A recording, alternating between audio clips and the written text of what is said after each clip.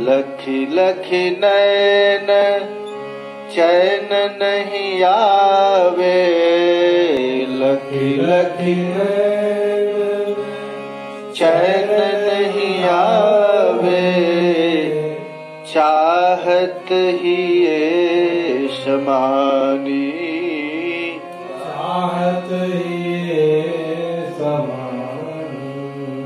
अलबेली नवरूप तरंगे ने, अलबेली नवरूप तरंगे ने, प्रिय मन रूप लुभानी।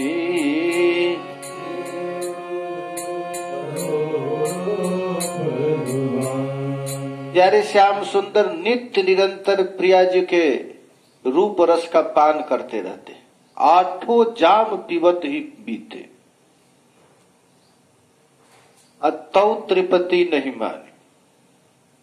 यही बात आज ब्रज सुंदरियां कह रही हैं, गोपी गीत में यही है। अब देखिए प्यारे श्याम सुंदर, सुबह हुआ फिर कष्ट चालू हुआ। दीन परीक्षये नील कुंतलई, बन रुहाननम बिभ्रदावृतम,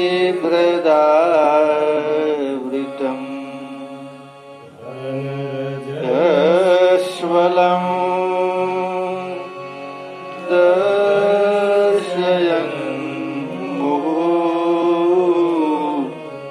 मनसि न स्मरन् वीरजक्षति।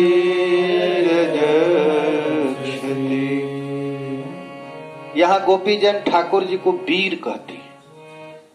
श्री कृष्ण कौन है? वीर। अच्छा, श्रृंगार रस का वीर रस, देखिए वात्सल्य रस तो विरोधी है, और लेकिन वीर रस संयोगी है, सहयोगी है। खूब सौंदर्य भी हो और खूब बलवान भी हो, ये कृष्ण में दो है। तो ब्रज सुंदरियां कहती हैं, हे वीर, हे ब्रज स्त्रीणाम मोहन समर्थत्वम, आपकी एक एक छटा, एक एक क्रिया ब्रज सुंदरियों को मोहन में समर्थ है, मोहित करने वाला है। और हम लोग क्या करती हैं? तो दीन परीक्षये, दीनावसान काले, दीन बीतने के बाद क्या करते हैं? तो श्री कृष्ण गोचारण करके लौट कर आते हैं। लौट कर जब आते हैं तो श्री कृष्ण जान बूझ करके अपने केश पाश को मुंह तक लटका देते, ये जान करके, और शरीर में खूब धूल लगा लेते। लगाते नहीं हैं, लेकिन गोपियां कहती हैं जानबूझकर लगाते। गोरज छुरी, श्री कृष्ण का रूप मंडल उस समय कैसा होता है? तो गैया गोचारण करके जब आती है तो गोरज छुरी, गोरज से श्री कृष्ण का मुखमंडल बिल्कुल परिवेष्टित हो जाता है चारों तरफ। घन कृष्ण कुंचिता अलकावली भी, एक तो श्री कृष्ण का केश बिल्कुल काला है। अच्छा, काला केश को मुंह पर क्यों लटकाते हैं? कोई कितना भी काला व्यक्ति हो, अब मुंह पर केश लटका देगा तो गोरा दिखेगा, क्योंकि काला बाल है, तो काला बाल के आगे मुंह थोड़ा गोरा हो जाता है। एक तो एक सौंदर्य भी है, लोग जान करके अपने एक केश पास को लटका देते हैं ऐसे, मुख के सौंदर्य को बढ़ाने के लिए। तो वही गोपियां कहती है नील कुंतलई, नील, नील का अर्थ होता है बिल्कुल काला, नीला।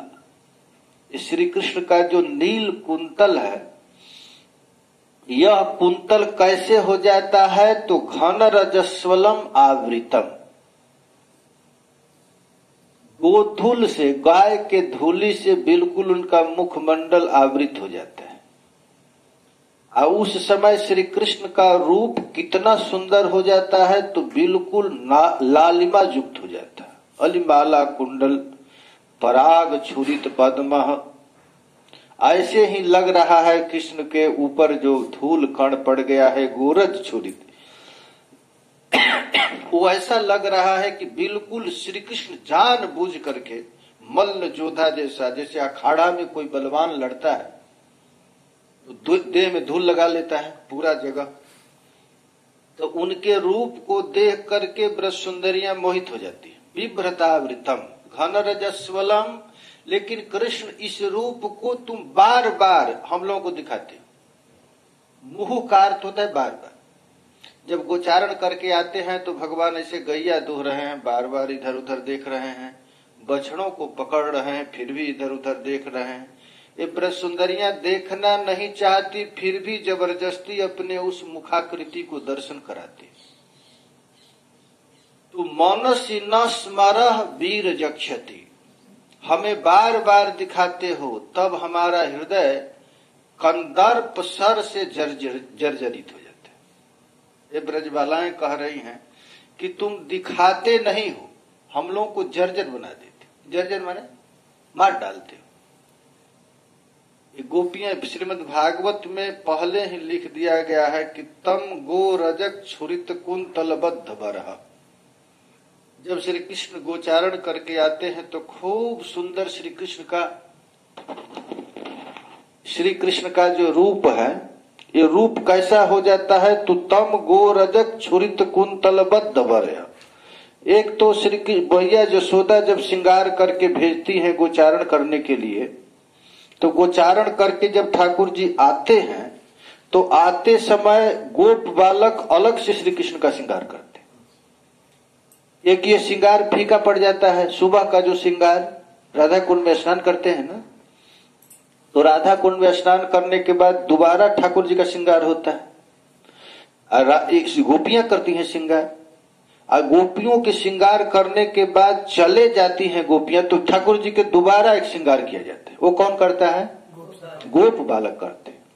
उस रूप का वर्णन करती हैं गोपियां। तम गो रजक छुरित कुंतल बद्ध बरह वन्य प्रसून रुचिरे क्षण चारुहासम।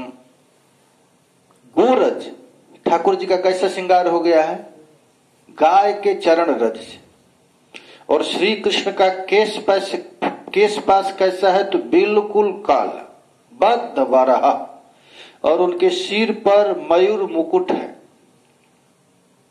और गले में जो मोती का माला जो यशोदा मैया पहनाकर भेजी है उसको फेंक देते हैं ब्रजवासी, उसको निकाल देते हैं और श्रृंगार करते हैं। वन्य प्रसून रुचिरे क्षण चारुहासम, खूब सुंदर जंगली पुष्पों से ठाकुर जी का श्रृंगार होता है। रुचि रूप ठाकुर जी का मंद मंद मुस्कान, गोचारण करते समय ठाकुर जी चल रहे हैं, उसी रूप का यहाँ पर गोपियां दर्शन कर रही। उस रूप का दर्शन। गोप्यः दृदीक्षित मनो, गोप्यः दृदीक्षित दृशोभ्यगमन समेता। वह ब्रज गोपियां महाराज अपने अटारियों पर चढ़ जाती हैं, और चढ़ करके प्यारे श्याम सुंदर जब गोचारण करके गोष्ठ लीला होता है, जब गैया को लेकर के नंद गांव में प्रवेश करते हैं, तो गोप्यः दृदीक्षित दृशोभ्यगमन समेता। सब गोपियां महाराज अपने विस्फारित नेत्र के द्वारा प्यारे श्याम सुंदर की मुखाकृति का दर्शन करती हैं। और उस समय जब देखते हैं श्री कृष्ण की ये गोपियां हमें देख रही हैं, तब महाराज नाटक करते हैं कृष्ण। अरे कोई ऊपर गोपियां है तो ठाकुर जी अपने कैसे देखें ऊपर, तो अपने फूल माला को ऐसे फेंकते हैं, फिर पकड़ने के लिए ऐसे देखते। तो गोपियां जो ऊपर हैं वो देख लेती हैं। आज यदि कोई गोपी देख नहीं रही है, एक गोपी तो कह रही है, अरे सखी क्या कहूं, प्यारे श्याम सुंदर की देखने के लिए मन में बड़ी छटपटाहट है, लेकिन जब वो हमको देखते हैं तो घूंघट तान लेती, लज्जा बीच में आ जाता है। और तब ठाकुर जी जब लज्जा करके घूंघट तान लेती है, तब श्याम सुंदर क्या करते हैं? वेणुम क्वड़ंतमनुगैरनुगीत कीर्ति। उस समय ठाकुर जी महाराज गीत कीर्ति वेणु वादन करने लगते हैं। और वेणु वादन जब करते हैं तब महाराज ये गोपियां देखने लगती हैं। तो देखकर क्या करती हैं? तो कहते हैं ये देखती नहीं, ये गोपियां श्री कृष्ण को देखती नहीं, क्या करती हैं? पीती। हित्वा मुकुंद मुख सारग धर्म मृक्षयी। क्या पीती हैं? तो श्री कृष्ण के अधरामृत, अधरामृत का पान करती हैं। अरे महाराज शहद का पान करती हैं। इस दुनिया का जितना शहद है वो शहद कैसा है? बासी है। जितना शहद तो बासी है, केवड़ा का है, कोई चमेली का है, कोई जामुन का मधु है। ये शहद जितना है वो सब शहद बासी है। लेकिन गोपियां कैसा शहद पीती हैं? एकदम टटका महाराज नूतन शहद का पान करती हैं। कैसा पान है? तो मुखारविंद का। पित्वा मुकुंद मुख सार समक्षि भृंगई।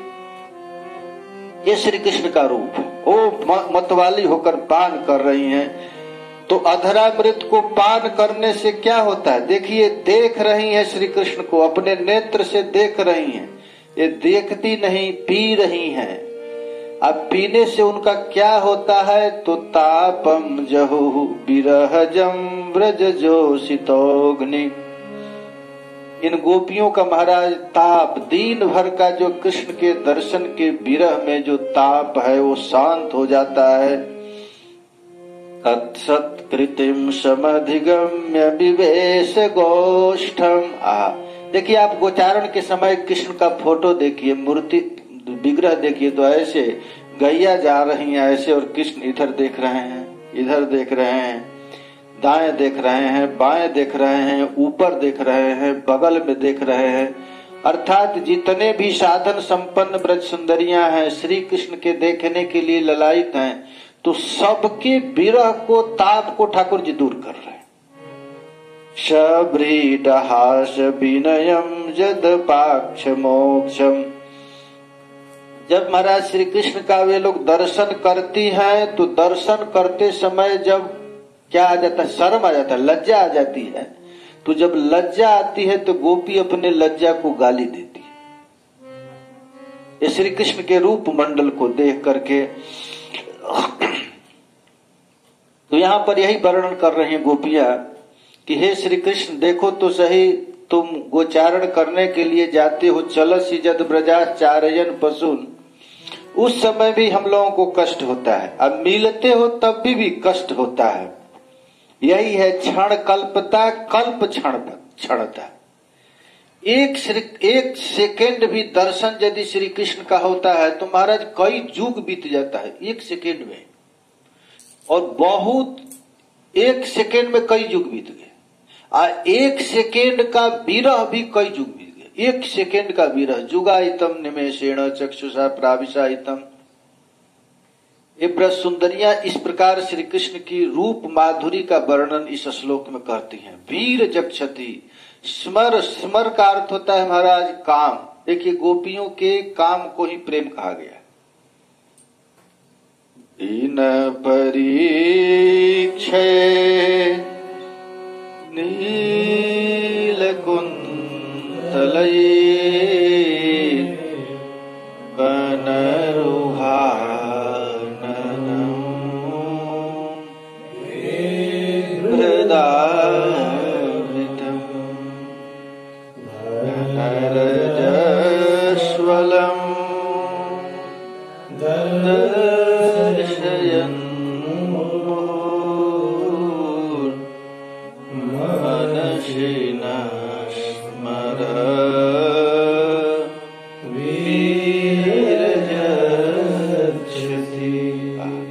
सुंदरियां एक श्लोक में कितना कुछ डाल दी।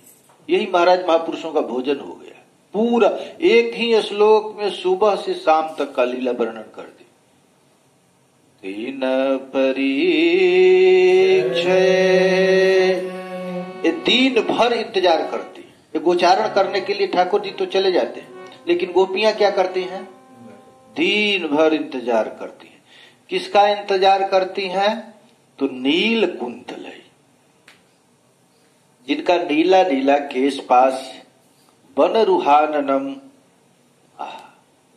ये ठाकुर जी का आनन है। आनन कहते हैं मुखमंडल को। वह आनन पर क्या हो गया है? तो नील कुंतल आ गया है, नीला केश आ गया, केश पास आ गया है।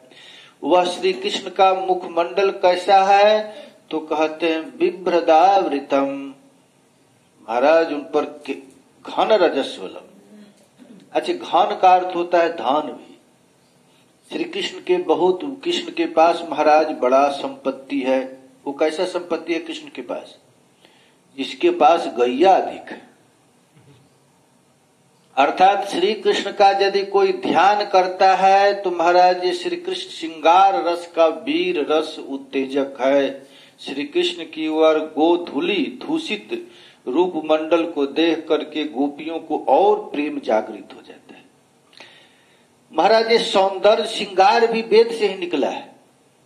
ये वेद में सिखलाया गया कैसे श्रृंगार किया जाए। ठाकुर जी का ये रूप है ना।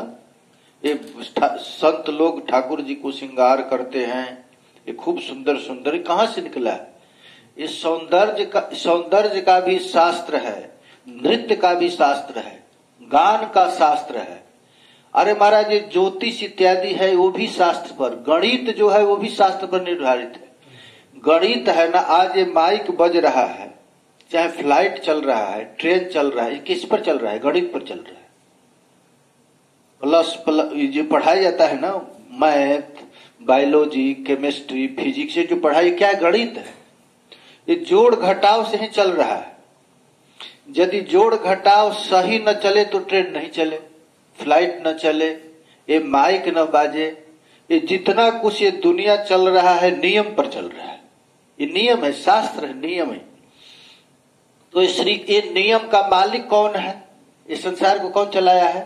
कृष्ण।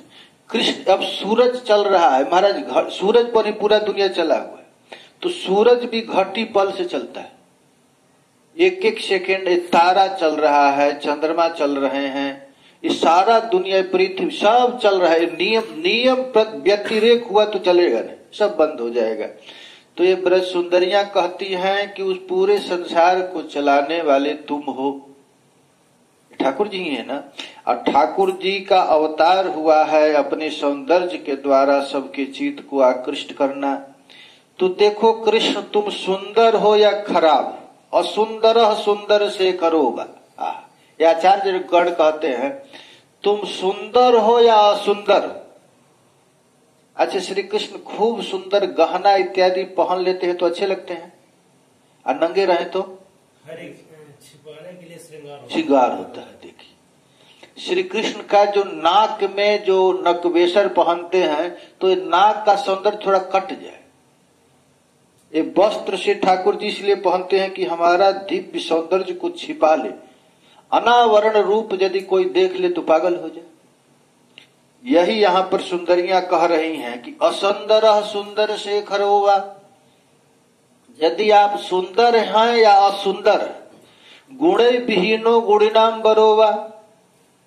अरे गुण क्या है श्री कृष्ण का? सबसे बड़ा गुण क्या है? अरे अच्छे लोगों का गुण क्या है? सदाचार। लेकिन कृष्ण में सदाचार हो या असदाचार, अरे अच्छा हो या चोर हो, द्वेषी मई स्यात् करुणाम बुधिर्वा। या आप द्वेषी हैं या करुणा वाले हैं। श्यामः स एवाद्य गतिर्ममायम्। यही प्रेम है। देखो भाई, यदि किसी के गुण पर मोहित होकर प्रेम करता है तो जब गुण नष्ट हो जाएगा तो प्रेम कम हो जाएगा। गोपियां कहती हैं कि तुम सुंदर हो या असुंदर, गुण वाला हो चाहे गुण से विहीन, प्रेमी हो या द्वेषी हो, श्यामः स एवाद्य गतिर्ममाद्यम। हमारा मन तो तुम में ही लगा है। ये प्रेम का स्वरूप है। महाराज प्रेमी कभी अपने प्रेमास्पद में दोष नहीं देखता, केवल गुण ही गुण देखता है। चोरी भी करता है तो हरे देखो, लड़का छोटा छोटा जब बच्चा चोरी करता है तो माँ बाप उसे द्वेष करते हैं। अरे देखो ये चोरी कर। अरे गाली भी देता है तो माता पिता खुश हो, देखो देखो कैसे गाली दे रहा है, सुंदर है। वही श्री गौरांग महाप्रभु शिक्षाष्टक के 8वां श्लोक में कहते हैं कि कैसा भी हो, आश्लिष्यवा पाद रताम पिनष्टुमाम मदर्श नामनार महताम करोतु वा यथा तथा वा विदधातु लंपटो मत प्राणनाथस्तु सएव नापर। चाहे तू आलिंगन करो, चाहे पाद रताम पिनष्टुमा, आलिंगन करो, चाहे पैर से दबाकर मार डालो,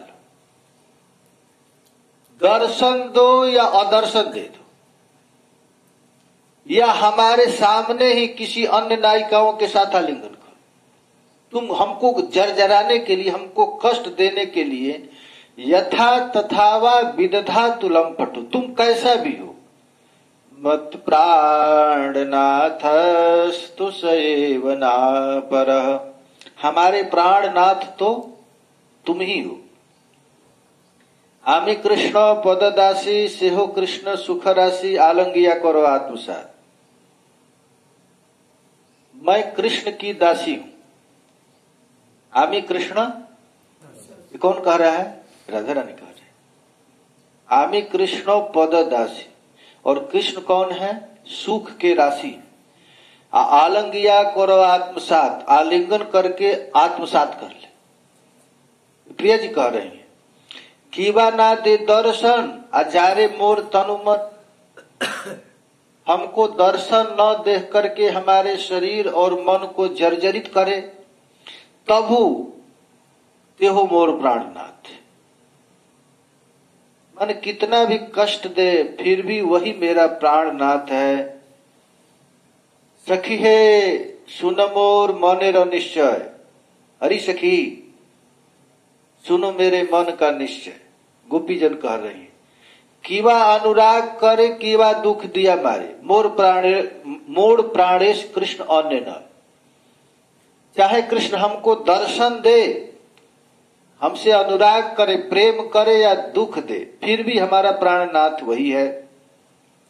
चाहे श्री कृष्ण झाड़ी अन्य नारीगण मोर बस तनुमन मोर सौभाग्य प्रकट करिया। महाराष्ट्र में समस्त ब्रज सुंदरियों को छोड़कर मेरे साथ प्यारे श्याम सुंदर आ गए। किस लिए आए? तो मेरे सौभाग्य को बढ़ाने के लिए। तास भारे देन पीड़ा आमा सोन करे पीड़ा।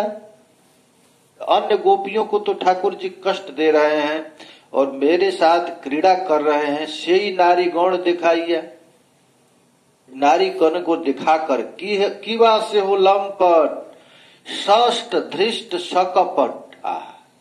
देखो भाई, ऐसा नाम कोई नहीं लेगा। ब्रह्मा जी नहीं लेंगे, शिव नहीं लेंगे, सुख सनकादिक नहीं लेंगे। ये गोपियां राधा रानी कहती हैं कृष्ण कौन है? कीवा तेहु लंपट। कृष्ण कौन है? लंपट है, शठ है, धृष्ट है, कपटी है। क्या अन्य नारी करे साथ? ऐसा भी। मोर दीते मन पीड़ा मोर आगे करे क्रीड़ा। हमको दुख देने के लिए ही ये श्री कृष्ण क्या करता है कि हमारे सामने ही अन्य गोपियों के साथ क्रीड़ा करता है। अब तबु तेहो मोर प्राणनाथ। देखो भाई, ये प्रेम है। प्रेम में कभी दोष दिखता नहीं है, फिर भी वो प्राणनाथ मेरा ही है। ना गाड़ी आपन दुख सभे वांछी तार सुख। प्रेम में स्वभाव है कभी भी अपने सुख की ओर ध्यान नहीं देता। प्रेमी अपना सुख कभी देखता ही नहीं, सदा अपने प्रेमास्पद का सुख देखता है। सभे वांछी तार सुखे अमार तात्पर्य यही है प्रेम। प्रेम इसी को कहते हैं। प्रेम में अपना दुख नहीं देखा जाता है। माँ है, माँ अपने बच्चे से प्रेम करती है, तो सोते समय छोटा सा बच्चा यदि पेशाब कर दे तो माँ क्या करती है? उस पेशाब पर खुद सो जाएगी और बच्चे को क्या करती है? सूखे पर सुला देती। अपना दुख यदि देखेगा तो प्रेम कर नहीं सकता। श्री कृष्ण ब्रज सुंदरियों को कितना भी दुख दिए, लेकिन गोपियां कहती हैं सखी तब पर भी मेरा प्राणनाथ यही है। यही स्वरूप सिद्ध भक्तों का लक्षण है। भक्त लोग केवल अपने प्यारे का सुख देखते हैं, और उस सुख में ब्रज गोपियां यदि कृष्ण को गाली देती हैं तो कृष्ण को अच्छा लगता है। अच्छा, सबसे अधिक गाली कौन देता है? माँ अपने बच्चे को देती है। मर नहीं जाता क्या क्या गाली देती है, गाली देती है ना। तो उस गाली से बच्चे को भी दुख नहीं लगता, माँ को भी अच्छा दुख नहीं लगता, क्योंकि जहां अतिशय प्रेम है तो महाराज प्रेम ही गाली को पचा सकता है, प्रेम ही पचा सकता है। अच्छा, विवाह होता है तो ससुराल में गाली मिलता है कि नहीं? इधर आप लोगों की तरफ नहीं मिलता है ना? विवाह में गाली देते हैं ना लोग, खूब अच्छा गाली देते हैं हमारे समझी को, सबको, जितना आए हैं सब, उसकी माँ को, उसके बाप को, उसके दादा को, कितना कितना गाली देते हैं। गाली औरतें औरतें वो भी ढोलक बजा बजा गाली देते हैं सुबह के नाश्ते में। और सब जब जब खाएंगे, इधर रसगुल्ला खाएंगे उधर गाली चालू हो जाएगी। यहाँ के ब्याह में एक नियम है, सहनशीलता बढ़ाते हैं। नहीं सहनशीलता नहीं बढ़ाते, वो बुरा नहीं लगती वो गाली, क्योंकि नहीं, सब जान रहे हैं प्रेम से गाली दे रहे हैं। अब पहले तो स्त्रियां जब भोजन कराने के लिए बैठाती हैं तो पहले कहती हैं कि जाओ पूछो कि किसका किसका क्या क्या नाम है, उसका कितनी बहन है, उसके कितने भाई हैं, नाम लिखकर नाम ले ले गाली देती है। तो एक प्रेम में गाली पचाएगा तभी। जब ठाकुर जी को गाली दे रहे थे ससुराल में तो भगवान राम बड़ा खुश हो रहे थे गाली पर। लक्ष्मण जी तो कोई क्रोध आ रहे, लेकिन क्या राम की बहन का क्या नाम है? शांति, शांति है ना, जो शादी ऋषि सिंह के साथ हुआ था। शांति, शांता, उसी को शांता कहा। हाँ वही शांता, शांति। तो कहती इसकी बहन है, उसको सारा दुनिया चाहता है, शांति कौन नहीं चाहता है? उधर राम जी के मिथिला में बहुत गाली है। हाँ, तो ये देखिए यहाँ गोपियां के लिए देखिए उससे भी उत्कृष्ट प्रसुंदरियां हैं। चैतन्य चरितामृत में तो लिखा गया है, गोपी यदि मान करे करज भर्षण, वेद स्तुति हईते हरे से ही मोर मन। गोपी यदि कृष्ण पर नाराज होकर के भर्त्सना करती है, गाली देती है। अब सत्यभामा जी कृष्ण को गाली देती है, रुक्मिणी गाली दे नहीं सकती, क्योंकि रुक्मिणी दक्षिण नायिका है और सत्यभामा जी कौन है? भामा नायिका है। तो कृष्ण एक कुछ बोलते हो तो 10 गाली सुना देती है सत्यभामा। तुम नहीं, 2 बाप का लड़का, तुमको पता नहीं? एक नहीं। तो वही गोपियां जब गाली देती हैं, गोपी यदि मान करे करे भर्षण, गोपियां यदि रूठती हैं और रूठ करके गाली देती हैं तो श्री कृष्ण कहते हैं कि वेद स्तुति हईते हरे से मोर मन। वेद के ऋचाओं से भी अच्छा मुझे लगता है, वैदिक ब्राह्मण लोग वेद मंत्रों के द्वारा हमारी स्तुति करते हैं, उससे भी अच्छा लगता है वृद्धा गोपियों का फटकार, गाली अच्छा लगता है। क्यों अच्छा लगता है? कि ये प्रेम है, प्रेम में ऐसी स्थिति हो जाती है। तो ये गोपियां यहाँ पर ठाकुर जी के रूप मंडल, रूप का वर्णन कर रही हैं, कैसे कैसे श्री कृष्ण अपने रूप को बढ़ाते हैं। इसी को महाराज यहाँ पर स्मर कहा गया। स्मर का अर्थ होता है काम। संस्कृत में गोपियों के काम को ही प्रेम नाम से कहा गया है, क्योंकि गोपियों में काम नहीं है। काम कैसे रहेगा? क्योंकि काम कहाँ होता है? हृदय पर, और हृदय पर ही गोपियां क्या रखी हैं? श्री कृष्ण के चरण कमल को। तो श्री कृष्ण के चरण कमल को रखी हैं। कालिए नाग के फन पर कृष्ण नाच रहे हैं, अर्थात जहां भी विषधर है, विष है, उसी विष पर श्री कृष्ण का चरण कमल है।